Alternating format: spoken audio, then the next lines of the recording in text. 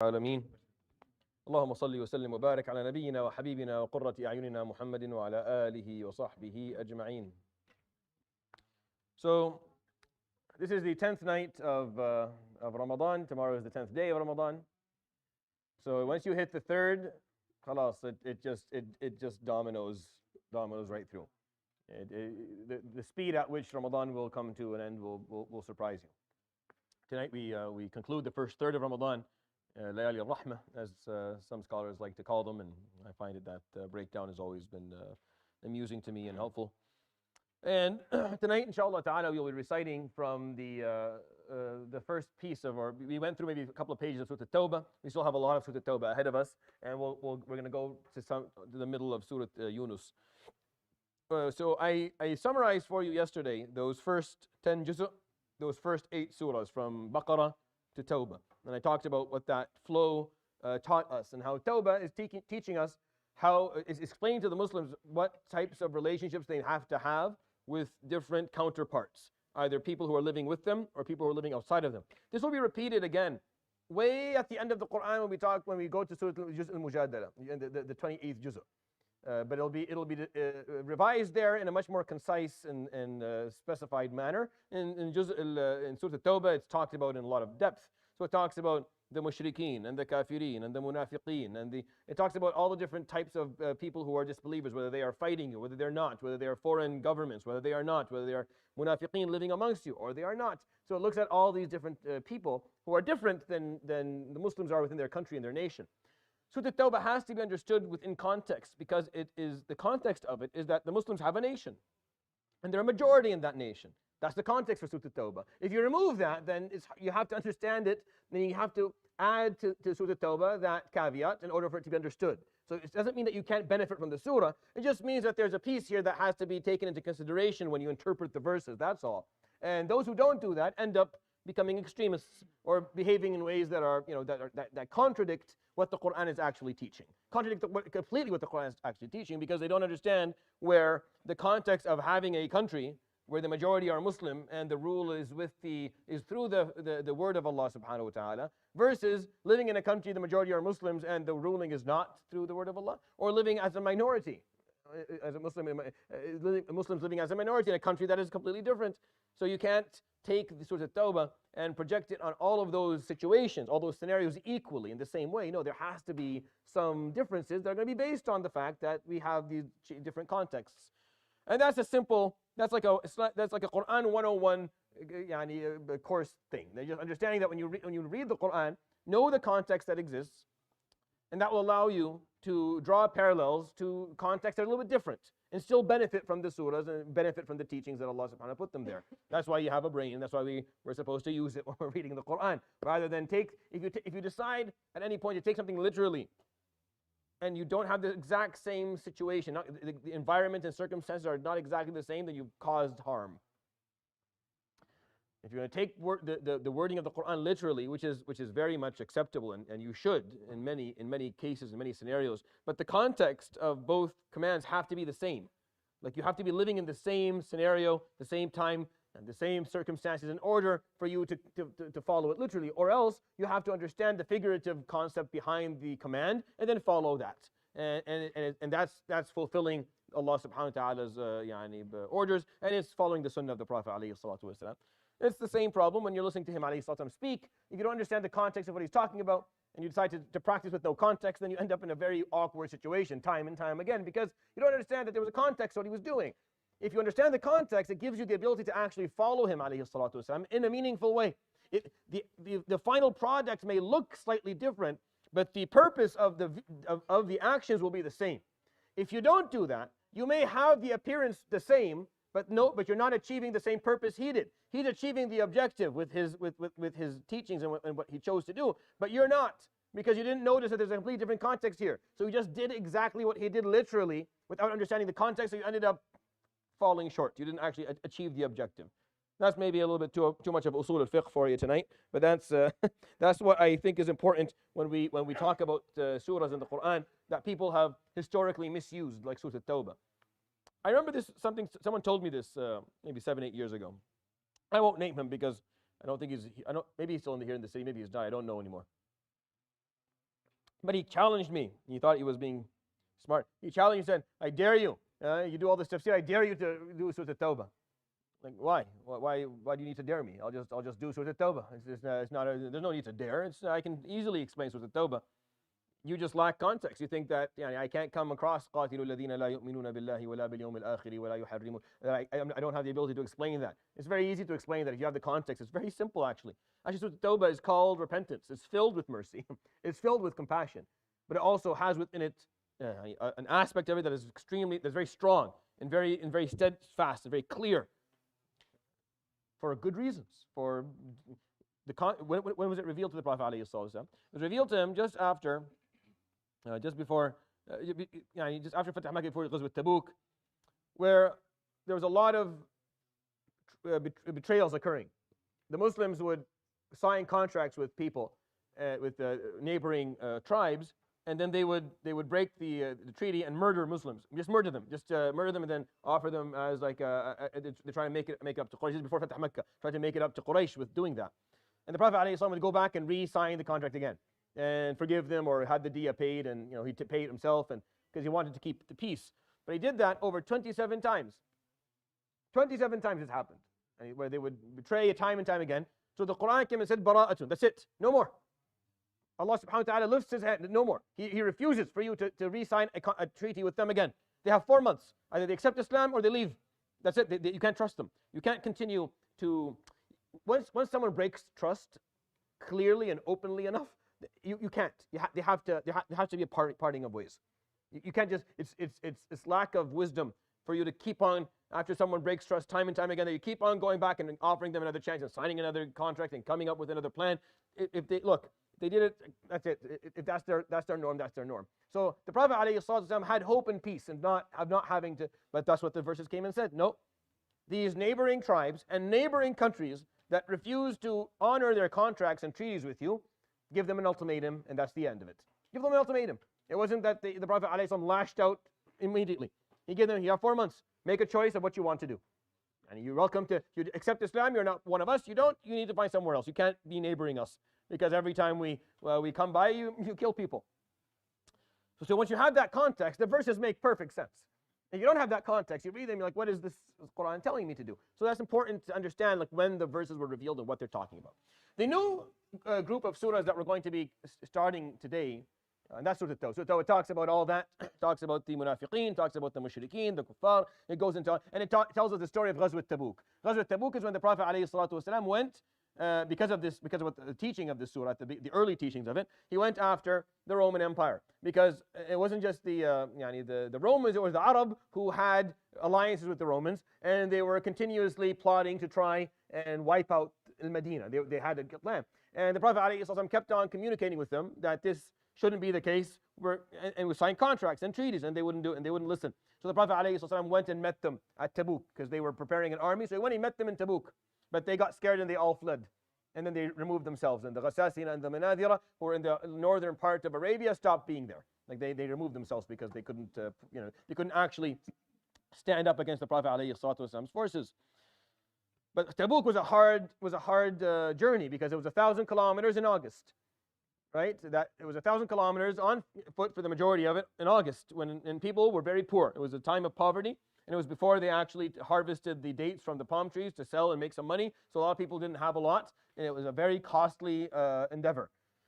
To prepare an army of a couple of thousand people to go and come back, that's a lot. It's a lot of money. There wasn't a lot of money. And Sayyidina Uthman put most of the wealth. And still a lot of people weren't able to go just based on the fact that they had no wealth. And it tells us the story of the Tawbah of Ka'b ibn Malik and Hilal ibn Umayyah and Marara ibn Rabi'ah, the three that stayed back with no excuse. A lot of munafiqeen stayed back with no excuse, but they lied about it. So they weren't held accountable. They were let go. Fine, you do what you want. But these three were. And inshallah, if we're lucky, we'll talk about it inshallah in these surahs. The second cluster of surahs in the Quran, from Yunus to Ar-Ra'd, they cover critical points within the 4 disciplines of faith. The 4 disciplines of faith are theology, the message itself, the values or the ethics that govern it, and then the laws of that faith. These are the 4 disciplines within any. So each surah, Yunus, Hud, Yusuf, Ar-Ra'd, talk about one aspect, And they point out within this discipline a single piece that is critical. If you don't understand it, then the whole system doesn't work. And Surat Yunus is the one that talks about theology, and it talks about qada and qadar. It talks about predestination and the concept of Allah subhanahu wa ta'ala's decree. And you'll find the word haqq in Surat Yunus repeated so many times, which is righteousness. But it's really not righteousness in Surat Yunus, because it's not in contrast to falsehood, batil. No, it's in contrast to dalal, which is aimlessness. So haqq in this context is not righteousness, it's purposefulness. It's having aim. There's being a purpose, there's a reason for why things are. That's what haqq here is. Instead of righteousness, which is what justice is. No, here we're talking about purposefulness, in contrast or versus just living aimlessly. Is the universe purposeful or is it aimless? No, Allah subhanahu wa ta'ala created it, so there is an aim, there's a purpose for it.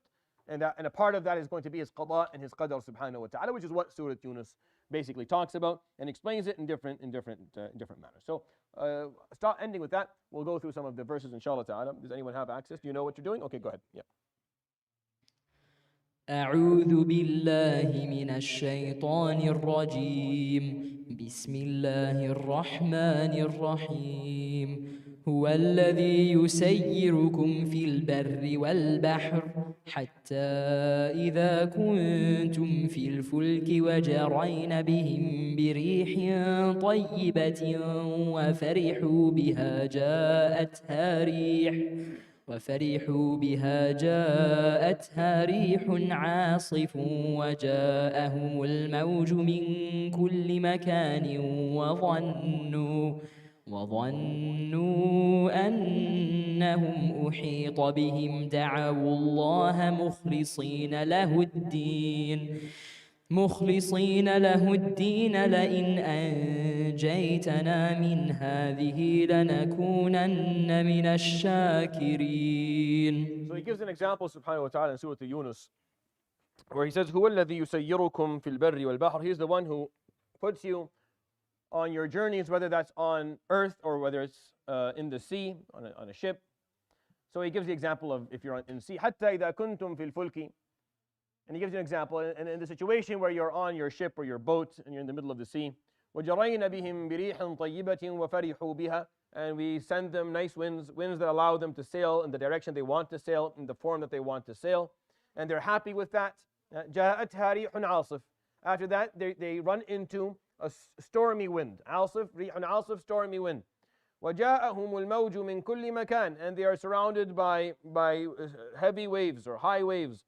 وَظَنُّوا أَنَّهُمْ أُحِيطَ بِهِمْ. And they feel or they're coming to the conclusion that they are surrounded. I mean, there's no way out. There's no way that they're going to make it. دعوا الله مخلصين له الدين لئن أنجانا من هذه لنكونن من الشاكرين.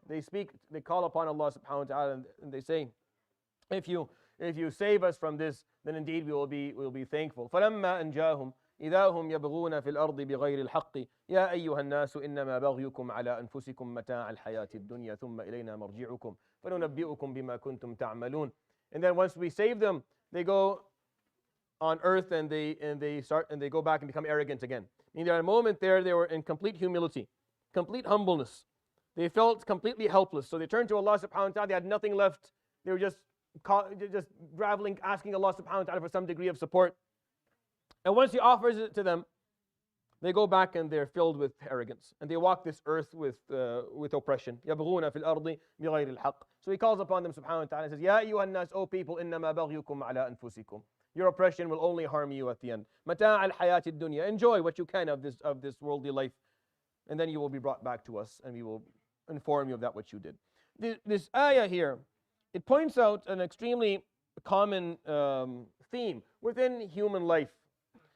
And qada and qadar here is an important piece because this is how we live. We live, and a lot of what happens to us we don't control. It just occurs. It occurs, and then we have to deal with it.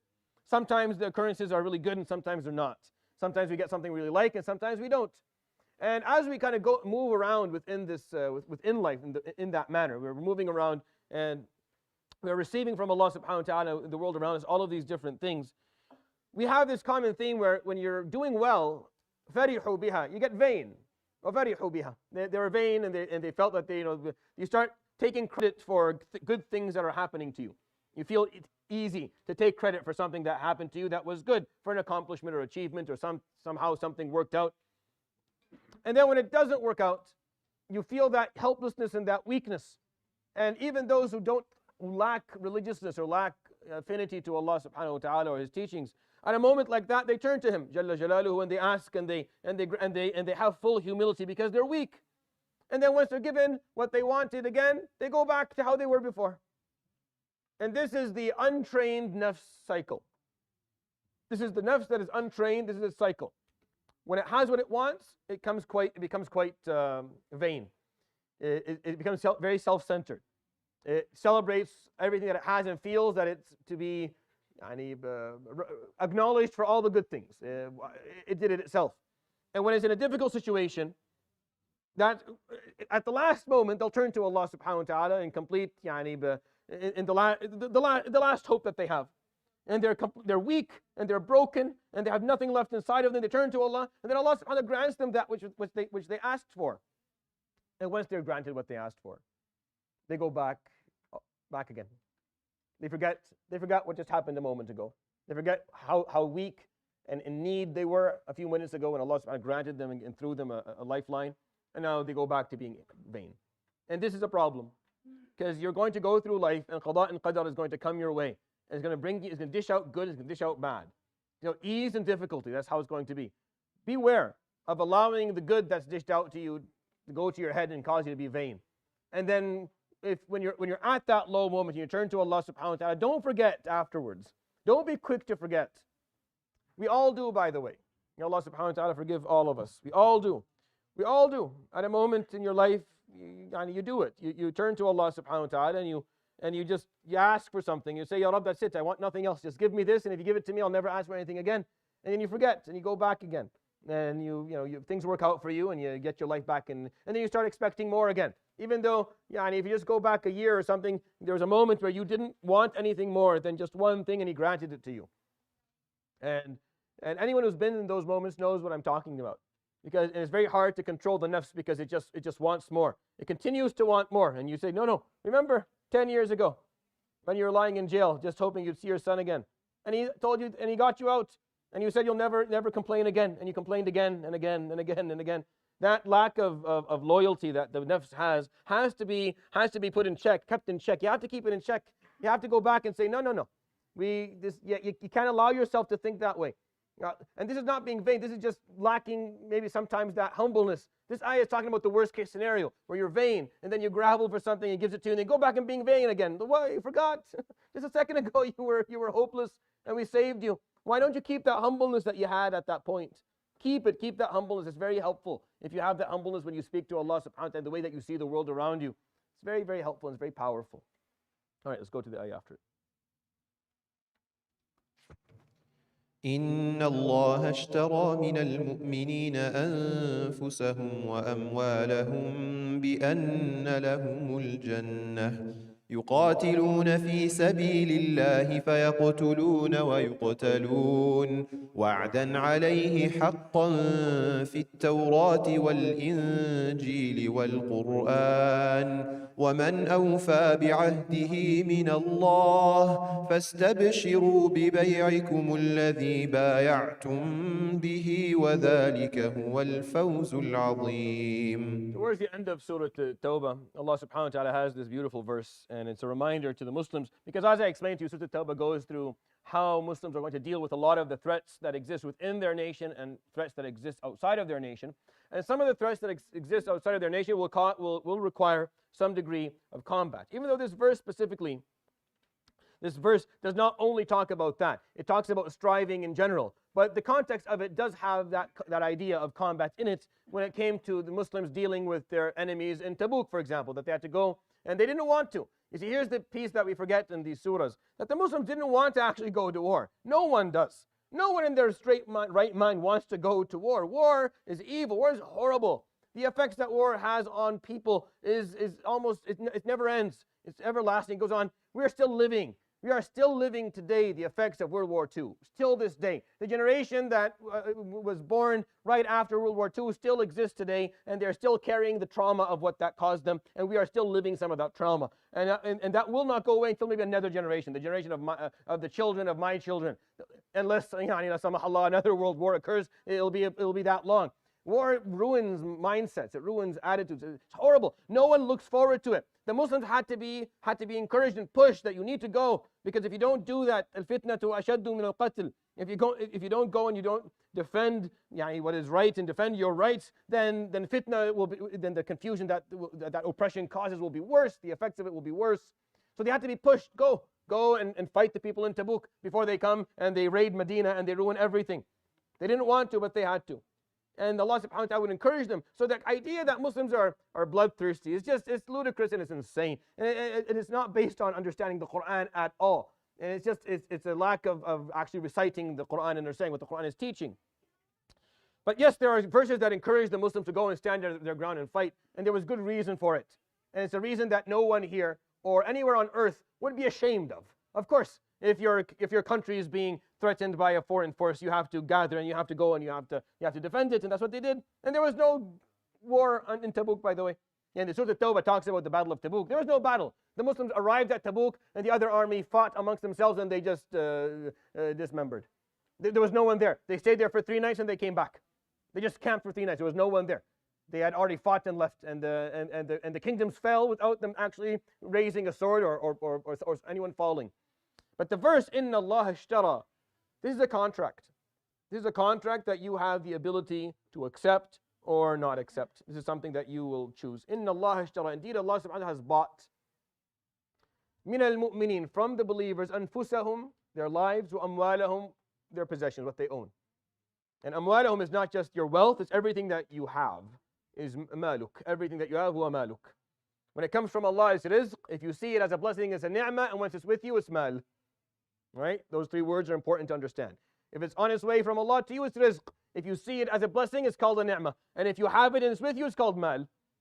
Whatever it is, whether it's whatever it is that you possess. Whatever you possess that's not you is maluk. Whatever is yours. It could be wealth, it could be status, it could be degrees, whatever it is, it's mal. So Allah subhanahu wa ta'ala has bought from the believers themselves, their lives, and their possessions. بِأَنَّ لَهُمُ الْجَنَّةِ. And in return for that, they get Jannah. In return for that, Allah subhanahu wa ta'ala will grant you paradise. That's it. It's to make this very simple, to make this whole equation very simple, all of Islam, to break it down to something that's not complicated. This is what it is. Allah subhanahu wa ta'ala has bought, He's offering a contract. Now, are you willing to, yourself and your wealth, and I give you Jannah for it. Whatever that means. Whatever that turns into your life. You have to strive. You have to give me your all, whatever that is, depending on your context and where you are. For this ayah, where they were, يُقَاتِلُونَ فِي سَبِيلِ اللَّهِ. They had to go in that to fight. فَيَقْتَلُونَ وَيُقْتَلُونَ. Some of them will prevail, and some of them will be martyred. وَعْدًا عَلَيْهِ حَقًّا فِي التَّوْرَاةِ وَالْإِنْجِيلِ وَالْقُرْآنِ. This is a promise that is righteous, that is truthful, and you find it in the Torah, the book of Musa, and the Injil, the book of Isa, and the Quran, the book of Muhammad alayhi salatu wasalam. All 3 books explain the same thing. Your nafs and your mal. Give up your life for the sake of Allah, He gives you Jannah in return. You dedicate your time, you dedicate your wealth, you dedicate yourself to serving Him subhanahu wa ta'ala. Sometimes that will be sometimes the field will be knowledge, sometimes the field will be advocacy, sometimes the field will be outreach, sometimes the field will be finance, sometimes the field will be combat. It's very rare. Historically, what are the percentage of Muslims who actually had to give up their lives for fi sabilillah in combat? Less than 1%. Less than 1% historically. It's a very small, it's a very specific thing. Why is it talked about in the Quran? Because it's the most difficult of all things. Because it's all fun and games until your life is on the line. You can say whatever you want because we're nice and cozy and warm and safe. But when your life is on the line, that changes things.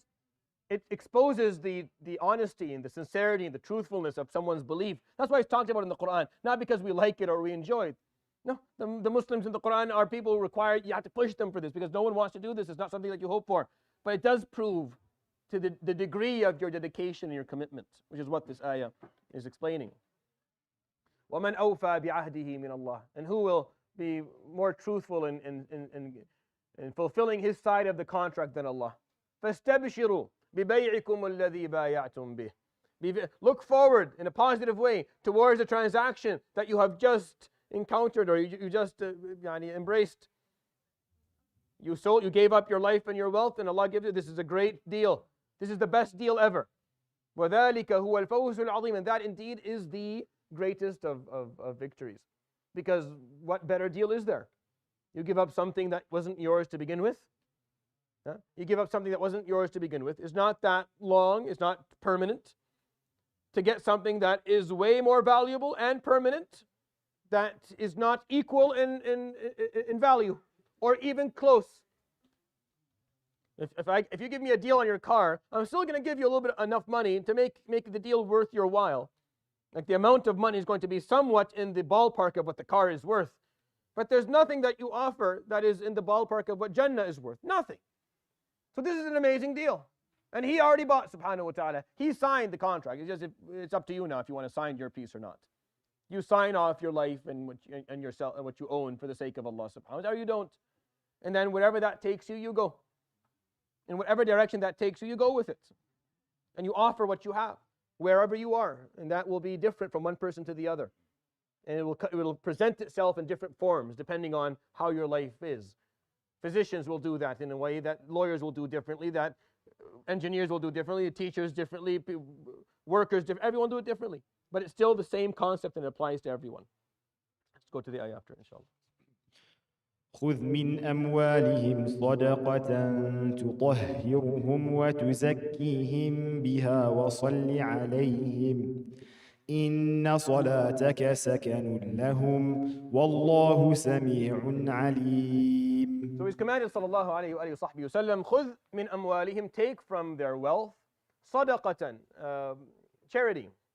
And I explained many times before why sadaqah means charity, even though the root of the word is sidq, which is honesty.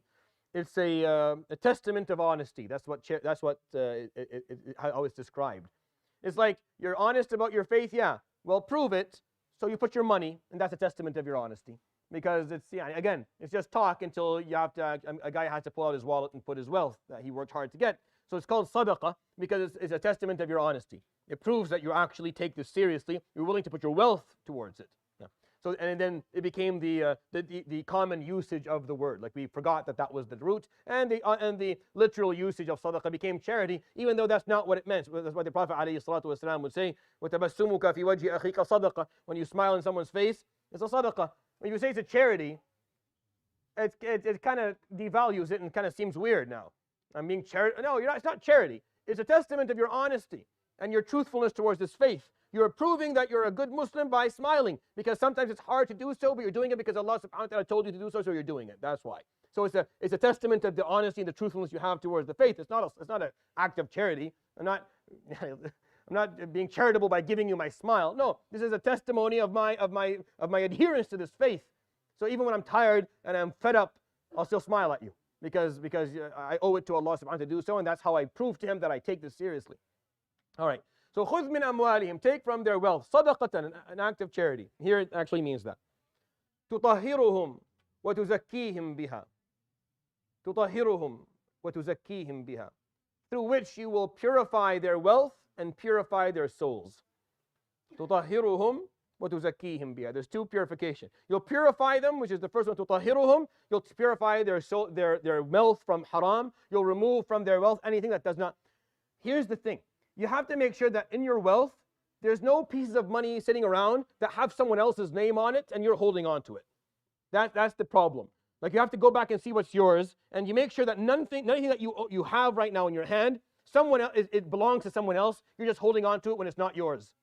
And because the longer you do that, the more difficult it is for you to get over this Yawm al-Qiyamah, and you have to. It's a musibah. It's a big mess. If you are carrying with yourself money that is not yours. It's someone else's right. Because that money is not yours to begin with, it's Allah subhanahu wa ta'ala. He gave it to you. And He told you within that wealth, there will be a certain amount that's not yours.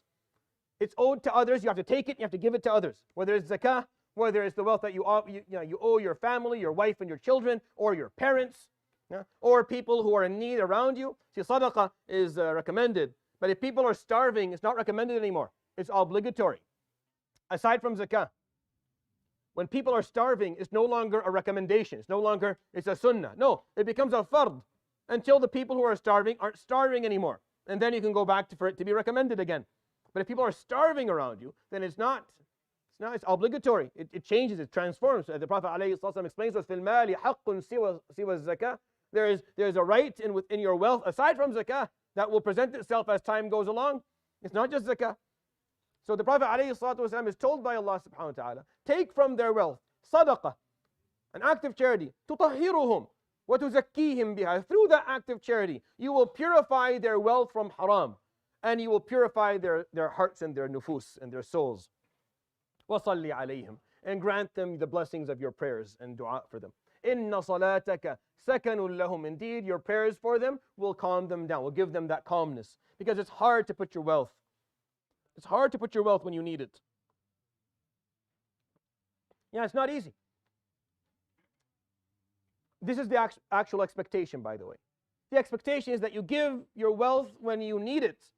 Not for your basic needs, but in general. Meaning you're covering your food and your shelter and your clothing. And you need it because you need to do this in your house, you need to renovate this or fix your car or do something with it. And you still give from that. That's the expectation within Islam. The concept of, give only that which is extra, that is a given. Of course you're going to give what's extra. Of course you're going to give away what's extra as much as you can from it. But the expectation, aside from that which is a given, is that you give from wealth that you actually, to a certain degree, wish you could hold on to, and you give anyways. That's the expectation Islamically. The Sahaba would come and they would bring everything they had. And the Prophet ﷺ would have to send them back and say, no, take half of it. Don't bring everything you have. And some of the Sahaba would refuse and would leave it and walk away. Allahur Razzaq, Allah subhanahu wa ta'ala, the provider, I'll figure something out. I'll make money tomorrow. I don't say these things with the intention of people bankrupting themselves and putting themselves in a position where they can't take care of themselves. When I say these things, I'm not trying to send the pendulum swinging right to the other extreme. But we are sitting on the opposite extreme that I have a problem with. We're sitting over here, where people are very stingy with their wealth. They're holding on to it. People don't give anymore. And I remember coming here 10 years ago, and it was a different situation altogether. I don't know exactly what changed. I have ideas, but I don't know exactly what changed. And people don't give anymore, and they hold on to their wealth, and they're not willing to invest in their communities. They're not willing to invest in their societies, in their centers, in their institutions, in the institutions that actually advocate for them or help them or stand by them. And especially now, when we look at what happened over the last 6 months, we know for sure that without proper organizations to advocate for us within the right realms, like for example NCCM or Hikmah, without the proper structures to make sure that we support our vulnerable, like MRC, without them we will fail as a community. And yet they can't put enough money together to actually pay staff appropriately.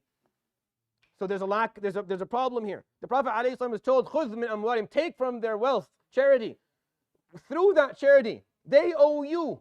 They owe you because you are purifying their wealth with it, and you are purifying their hearts with it, and you're granting them your salah upon them. Sallallahu alayhi wa ajma'in. So when you give your wealth with the concept and understanding that this is, thank you for taking it. Ya Rab, thank you for the opportunity to give something. So this may purify my wealth from any leftover haram, and purify my heart from any stinginess or holding on or selfishness towards dunya. And it grants me the salah of the Prophet ﷺ upon me, which will grant me calmness. So who is in debt here? Who is owed here? You're giving a little sadaqah, and you're getting tahara and zakah and salah from the Prophet ﷺ. That will grant you sakan, will grant you tranquility and calmness. Wallahu sami'un alim. And you feel that you're owed something? No. We have to change the way we look at our wealth. And again, I don't want this to, of course I'm ambitious to think that it'll swing this pendulum to the opposite side. It won't. But maybe someone hears this and goes a little bit too extreme. I'm not talking about that. I'm not talking about putting yourself in a position where you can't take care of yourself or your children, or now you're in debt and you can. No, I'm talking about when you know what you have, and you know what you can spare, and you know where that is needed, and you can see the requirement, and you just sleep on it. and you sleep on it. Be careful with that, because you don't know. You don't know Yawm al-Qiyamah when that wealth is brought back and is run, whether it was in it there were rights for other people that you should have, you totally owed it to them, or owed it to others, or owed it to the next generation or yourself, and you didn't put it forward. And now you're dealing with mal haram. And mal haram is the worst thing to deal with Yawm al-Qiyamah after murder, after blood. After having blood on your hand, the worst thing after that is having mal haram in your hands. Because it's impossible to get it. How do you get rid of it? You can't get rid of it. You have to pay with hasanat and sayyi'at. You pay with that. That's the currency Yawm al-Qiyamah. So be very careful. The Prophet ﷺ was told, take from their wealth and purify them. Purify them and grant them your salah, and it will grant them calmness, and it will work in their advantage. إن الذين لا يرجون لقاءنا ورضوا بالحياة الدنيا وطمأنوا بها والذين هم عن آياتنا غافلون أولئك مأواهم النار بما كانوا يكسبون. So Allah subhanahu wa ta'ala says at the beginning of Surat Yunus, again, the surah that talks about Qada and Qadr as a critical point within our theology, that if you don't understand, your theology will not stand. Like your belief in Allah subhanahu wa ta'ala will be fractured, it'll be fractioned, it'll be flawed, and you will not be able to actually carry it in your life. And at the beginning of the surah it says, إِنَّ الَّذِينَ لَا يَرْجُونَ لِقَاءَنَا. Indeed, the ones who do not hope to meet us, I mean, they don't have certainty in the fact that they will meet Allah subhanahu wa ta'ala. وَرَضُوا بِالْحَيَاةِ الدُّنْيَا. And they're fully satisfied. They're fully satisfied with this worldly life that they are living. وَطْمَأَنُّوا بِهَا. And they have put themselves in a state of calmness and dependence upon it. I mean, this is it. This is all we got. We're not hoping to meet him. We don't think we will meet him. We don't have any reason to believe that we will. And this is our life. We're happy with it. We built it. When Sulaiman ibn Abdul Malik did his Hajj, one of the years before he died. It's a long story that within this Hajj that he did. A long story documented in the books of Tariq, like the Bidayah wa Nihaya ibn Kathir, and you find it also in Tariq al-Kabir ibn Athir al-Jazari. And he became very nostalgic or very spiritual within the Hajj. And he called upon the people of Mecca, and he said, is there amongst you, is anyone left who met the Sahaba of the Prophet alayhi salatu wasalam? Is there anyone left here that had met any of the Sahaba? فقالوا نعم Abu Hazim, a tabi'i by the name of Abu Hazim. And he was an elderly gentleman. So they called him and they said, he wants to meet you. And he said, if he wants to meet me, this is where I live. He can come and meet me. I'm not going to him. He was one of the tabi'in, he was an elderly gentleman. So the Khalifa went to him. He went to him. And there was a long conversation. It's a beautiful long conversation. We can tell the story in a different setting, inshallah. It's a long conversation. But the first thing he asked him, in tears, he sat with him, and he was very, he touched that he was sitting with someone who had been educated by Abdullah ibn Abbas and Abdullah ibn Mas'ud, and someone who saw the Sahaba radiallahu anhum, who saw the Prophet alayhi salatu wasalam. So he asked him, and he said, Ya Aba Hazim, ليت شعري ما لنا نحب الحياة ونكره الموت. أو نحب الدنيا ونكره الآخرة, depending on. He said, tell me, why is it that we love life so much and we hate thinking about akhirah, we hate the hereafter? فقال عمرتم الدنيا وخربتم الآخرة فكرهتم أن تنتقلوا من العمران إلى الخراب. You built your dunya nicely and you put nothing in your akhirah. It's a wreck. So everyone would hate to move from a beautiful building to a wreck. No one wants to go from a situation where everything is nicely set up to a wreck where there's nothing there. If you built your akhirah, you would be looking forward to it. إِنَّ الَّذِينَ لَا يَرْجُونَ لِقَاءَنَا. They don't care. They're not looking forward to akhirah. Are you looking forward to akhirah? You look forward to what Allah subhanahu wa ta'ala has promised you, what He has what He's holding on for you. Or do you not think about that? Or is the focus just now? How much can I build? How much can I have? How high can I get? How far can I go? If that's the focus, then that's a problem. وَالَّذِينَ هُمْ عَنْ آيَاتِنَا غَافِلُونَ. And the ones who are just in a state of indifference regarding what Allah subhanahu wa ta'ala is teaching. أُولَٰئِكَ مَأْوَاهُمُ النَّارِ بِمَا كَانُوا يَكْسِبُونَ. Those ones will find nothing but the hellfire based on what they took. Beware. Be careful of that. Be careful being a state where all you see is just this life. And you just throw pennies to akhirah. But the investment is now. No. The investment is there. You know the Prophet ﷺ, the hadith, Imam Tirmidhi. This is my favorite, all-time favorite hadith. I don't think we have enough time. I'll wrap up with this one. We're not doing very well this year with getting through more than 4 verses. I have to learn to stop talking. Wallahi, break this down a little bit. In the hadith, the authentic hadith is Imam Tirmidhi, where the Prophet ﷺ brought a kabsh. He brought a kharoof, a sheep, and he slaughtered the sheep, and he sat down and he started to break it up. He started to cut it all up, and he would give Aisha and say, "Take this and give it to Al-Fulan, and take this and give it to our neighbor Fulan, and take this and give it to the friends of Khadija, and take this one and give it to Abu Talha, and take this and send it to Ahl al-Sufa." So he's sending, so she's doing all of it, and she's getting quite upset. She's not saying anything, radiallahu anha, because she was too respectful, but she was not very happy with what the Prophet ﷺ was doing. They hadn't seen meat for a while, and he's just sending all of the good pieces to different people. And once he was done, he said, "Ya Aisha, ma baqiya minha." What's left? فقالت ذهبت كلها وبقي الكتف. It's all gone. All we have left is the shoulder. فقال صلى الله عليه وآله وصحبه وسلم. He looked at it. قال بل بقيت كلها وذهب الكتف. No, all of it has stayed, and all that's going to be gone is the shoulder of it. What stayed from this, what we got, is what we sent to other people to eat, that we will find waiting for us Yawm al-Qiyamah once we're done. What's gone and we'll never see back again is what we're going to eat right now. We eat it, it goes through our digestion, it comes out the other, that's done. You're not going to go find it Yawm al-Qiyamah, it's gone. You consumed it, it's gone. What's left of it is the whole thing. بَلْ بَقِيَتْ كُلُّهَا. The whole thing is left. It's just the katif that's going to be gone, unfortunately. As if he is saying to her, alayhi salatu wasalam, if it was up to me, I would make sure the whole thing was waiting for me Yawm al-Qiyamah. I would have made sure بَقِيَتْ كُلُّهَا, the whole thing was waiting for me. But I know you won't be happy with that, so I left the katif for you. But if it was up to me, it would all be waiting for me Yawm al-Qiyamah. That's how we live this life, alayhi salatu wasalam. We can't have that degree of asceticism. We can't. It's too much. But at least maybe we think a little bit about that concept, about akhirah, about investing in it and what that means. Because I think that's the most worthy thing that we can have, and Ramadan is the best time to do it. Subhanakallah bihamdik, la ilaha illa anta astaghfiruka wa atubu ilayk. Wa sallallahu wa sallam wa barak ala nabiyyina Muhammadin wa ala alihi wa sahbihi ajma'in.